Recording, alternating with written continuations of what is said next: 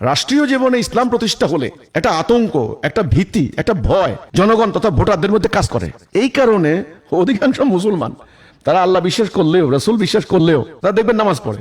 সবে বরাতে মসজিদে জায়গা হয় না, দেখবেন ঈদের জামাতে লোকারণ্য, ওই জামাতে আওয়ামী লীগও নামাজ পড়ে, বিএনপিও নামাজ পড়ে, এমনকি জাসদ করে তেও নামাজ পড়ে, ধর্মীয় সংগঠন তো আছেই। কিন্তু রাষ্ট্রীয় জীবনে তারা ইসলাম চাচ্ছেন না কেন?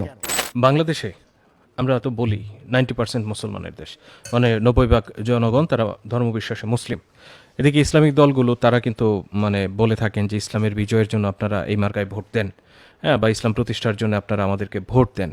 ওনারা কিন্তু যুগ যুগ ধরে ভোট চেয়ে আসছেন। কিন্তু এই 90% মুসলমানের মধ্যে দেখি আমরা একটা সীমিত সংখ্যা বা খুব কম সংখ্যক মানুষ ইসলামী দলগুলোকে ভোট দিয়ে থাকেন। তার মানেটা আসলে কি? এটা কি এমন কিছু মিনিং করতেছে যে সাধারণ মানুষ আসলে ইসলাম চায় না, নাকি আসলে সাধারণ মানুষ যারা ইসলামের জন্য কথা বলতেছে যে আমাদেরকে ভোট দেন ইসলাম বিজয় হবে, নাকি তাদের উপর আসলে মানুষ আস্থা রাখতে পারতেছেন না যে ওনারা বিজয়ী হয়ে ইসলাম প্রতিষ্ঠা করবেন, নাকি অন্যদের মতোই স্বার্থ নিয়ে কামড়াকামড়ি করবেন? মানে এই বিষয়টা আসলে কি? দেখেন, আমি একটা কথা বলি, আমাদের দেশের যে জনগণ 90% মুসলমান যাদেরকে আপনি বলছেন, তারা বিশ্বাসগতভাবে তারা আল্লাহকে বিশ্বাস করে, বাই বর্ন মুসলিম, মানে বাবা মুসলমান ছিলেন, দাদা ছিলেন, মুসলমানের ঘরে জন্ম নিয়েছেন, বাই বর্ন মুসলিম যাকে বলা হয়। তো এই মুসলমান জনগোষ্ঠী, তাদের সামনে আসলে আল্লাহ রসুলের প্রকৃত ইসলামের কোনো কনসেপ্ট নাই, এক নাম্বার। দুই নাম্বার, ইসলামের যে লক্ষ্য উদ্দেশ্য এই সম্পর্কে তাদের কোনো ধারণা নাই। তৃতীয় কথা হচ্ছে, এরা কয়েক শতাব্দী ধরে ব্রিটিশ সাম্রাজ্যবাদের দাসত্ব করেছে, গোলাম। ব্রিটিশরা সরাসরি 200 বছর, আর ইনডাইরেক্টলি তারা 100 বছর, অর্থাৎ 300 বছর। তাহলে প্রত্যক্ষ পরোক্ষভাবে 300 বছর ব্রিটিশ তথা ইউরোপিয়ান খ্রিস্টানদের শাসন এরা মেনে নিয়েছে। তো তাদের তৈরি অর্থনৈতিক ব্যবস্থা, মানে সুদভিত্তিক অর্থনৈতিক ব্যবস্থা, এই জাতির রন্ধ্রে রন্ধ্রে প্রবেশ করে নিয়েছে। এদের ব্যাংক ব্যবস্থা, এদের অর্থ ব্যবস্থা, আমদানি রপ্তানি, হ্যাঁ, বাণিজ্য নীতি সব সুদভিত্তিক। এই যে কোর্ট কাছারিতে বিচার ফায়সালা হয়, আদালতে জুডিশিয়ারি সিস্টেম যাকে বলা হয়, এটাও সেই মানুষের তৈরি, ব্রিটিশ পাশ্চাত্য সভ্যতা তৈরি করা। তো জনগণ এটার সাথে অভ্যস্ত। এই মামলা মোকদ্দমায় আল্লাহ দেওয়া বিচার ব্যবস্থা জনগণ দেখে নাই। এই যে রাজনৈতিক ব্যবস্থা আপনার হলো, সাম্রাজ্যবাদের যখন পতন হলো অর্থাৎ দ্বিতীয় বিশ্বযুদ্ধের পর, তখন তারা যে রাজনৈতিক কামড়াকামড়ি আমাদের মধ্যে চালু করে দিয়েছে, এটা হলো একেবারে স্বার্থের রাজনীতি, দুনিয়াদারি রাজনীতি, এক কথায়, অর্থাৎ সেকুলার আদর্শের যে রাজনীতি। এই রাজনীতি চর্চা করতে করতে সাধারণ জনগণের মধ্যে একটা ধারণা একেবারে বদ্ধমূল হয়ে গিয়েছে যে রাজনীতি মানি ক্ষমতার জন্য করব, রাজনীতি মানি হলো আমার যশ, খ্যাতি, সুনাম, সুযোগ সুবিধা পাবো, পাওয়ার এক্সারসাইজ করব, মানে রাজনীতি মানি এটা। রাজনীতি মানি যে পরকাল, রাজনীতি মানি যে সওয়াব, এর ধারণায় নাই, কিন্তু এটা ওই রাজনীতি নাই। তাহলে 3 নম্বর পয়েন্ট যেটা বললাম, যে দীর্ঘদিন থেকে তারা পাশ্চাত্য সভ্যতার দর্শন দ্বারা তারা প্রভাবিত। 4 নম্বর, এই জনগোষ্ঠীর মাঝে ইসলাম সম্পর্কে যে প্রথমে আমি যেটা বললাম যে আসল আকিদা, ওটা নাই। ইসলাম যে একটা রাষ্ট্রীয় জীবন ব্যবস্থা, আমাদের রসুল পাক সাল্লাল্লাহু আলাইহি ওয়াসাল্লাম যে একজন সফল রাষ্ট্রনায়ক ছিলেন, তিনি জজিরাতুল আরব 12.5 লক্ষ বর্গ মাইল এলাকায় নিজে সামরিক শক্তি বলে তিনি বিজয় লাভ করে সেখানে একটা আল্লাহ দেওয়া দ্বীনুল হক প্র্যাকটিস করেছেন, এবং তিনি একটা রাষ্ট্রপ্রধান ছিলেন, পরিচালক ছিলেন। এই সম্পর্কে ধারণা নাই।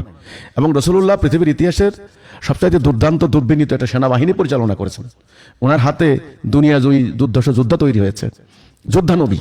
আমাদেরকে যুদ্ধ করতে হবে, এই কনসেপ্ট আমাদের এই এলাকার মানুষের নাই। তাহলে মানুষের কনসেপ্টটা কি?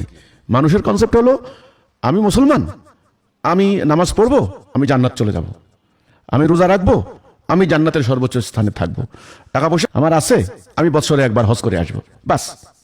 কিন্তু ইসলাম দ্বারা, ইসলামের জীবন ব্যবস্থা, কোরআনের বিধান দ্বারা রাষ্ট্র পরিচালনা করা যাবে, এটা সম্ভব। তারপরে হলো বিচার, কোর্ট কাছারি, আদালত চলবে, এটা যে সম্ভব, এটা জনগণের মধ্যে নাই। এলো 4 নম্বর। 5 নম্বর, আমাদের ধর্মীয় সংগঠনগুলির, দলগুলির বিগত কয়েক শতাব্দী ধরে বিকৃত আকিদা, আদর্শ তথা ব্রিটিশরা মাদ্রাসা সৃষ্টি করে যে বিকৃত ইসলামটা আমাদেরকে শিক্ষা দিল, সেটার প্রভাবে এ ধর্মের নামে উগ্রবাদ, সাম্প্রদায়িকতা, ভিন্ন ধর্মের লোকদেরকে অসম্মান, অশ্রদ্ধা, গালাগালি, তাদের প্রতি বিদ্বেষ মনোভাব, সঙ্গীত, তারপরে হলো সংস্কৃতি নিয়ে একটা বিরূপ মনোভাব, যুক্তিবোধের বিরোধিতা করা, বিজ্ঞানের চর্চার বিরোধিতা করা, নারী বিদ্বেষী মনোভাব, মানে নারীদের প্রজ্ঞা, তাদের পার্টিসিপেশনকে অংশগ্রহণ করতে না দেওয়া, এই যে নারীদের প্রতি, সঙ্গীতের বা সংস্কৃতির প্রতি, অন্য ধর্মের প্রতি এটা যে বিশ্বজনীন উদার নৈতিক চিন্তা ভাবনা, এটা কিন্তু আমাদের ধর্মীয় দল আলেম ওলামা অধিকাংশের মধ্যে নাই। তারা বিকৃত যে ধর্মটা চর্চা করেছেন, শিখেছেন মাদ্রাসায়, সেটাই সাধারণ জনগণের মধ্যে ওয়াজ মাহফিল করে প্রচার চালিয়েছেন। ফলে রাষ্ট্রীয় জীবনে ইসলাম প্রতিষ্ঠা হলে একটা আতঙ্ক, একটা ভীতি, একটা ভয় জনগণ তথা ভোটারদের মধ্যে কাজ করে। এই কারণে অধিকাংশ মুসলমান তারা আল্লাহ বিশ্বাস করলেও, রসুল বিশ্বাস করলেও, তারা দেখবেন নামাজ পড়ে, শবে বরাতে মসজিদে জায়গা হয় না, দেখবেন ঈদের জামাতে লোকারণ্য, ওই জামাতে আওয়ামী লীগও নামাজ পড়ে, বিএনপিও নামাজ পড়ে, এমনকি জাসদ করে তেও নামাজ পড়ে, ধর্মীয় সংগঠন তো আছেই। কিন্তু রাষ্ট্রীয় জীবনে তারা ইসলাম চাচ্ছেন না কেন? আমি এতক্ষণ এই কারণগুলি বললাম। ফার্স্ট অফ অল যেটা বলছি যে রাষ্ট্রীয় জীবনে ইসলামের রূপরেখাটা কি, ইসলাম দ্বারা যে রাষ্ট্র পরিচালনা সম্ভব এ ধারণা আমাদের নাই। দ্বিতীয় কারণ, আমাদের আলেম ওলামারা ওইভাবে জনগণের মধ্যে এর গ্রহণযোগ্যতা সৃষ্টি করতে পারেননি, তাদের সংকীর্ণ আকীদা, সংকীর্ণ দৃষ্টিভঙ্গির কারণে, ওই যে ব্রিটিশদের তৈরি মাদ্রাসার বিকৃত ইসলাম শিক্ষার কারণে। সেজন্য জনগণ, আপনার কাছে মনে হচ্ছে যে জনগণ আসলে কি চায়?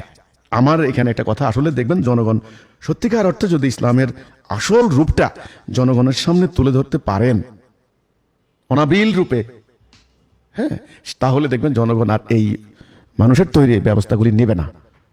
আর এই প্রক্রিয়াটাও কিন্তু ভুল, রাজনৈতিক প্রক্রিয়া, নির্বাচনের প্রক্রিয়া, এটা আমি পরে বলছি।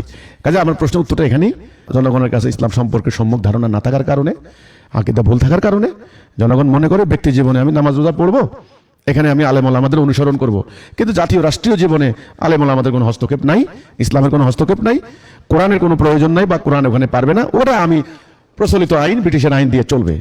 এই জনগণের মধ্যে যদি ঈমান এবং কুফর আলাদা করে দেওয়া যেত, তাওহীদ এবং শিরিক কুফর আলাদা করে দেওয়া যেত, তবে আশা করি এটা পরিষ্কার হয়ে যেত।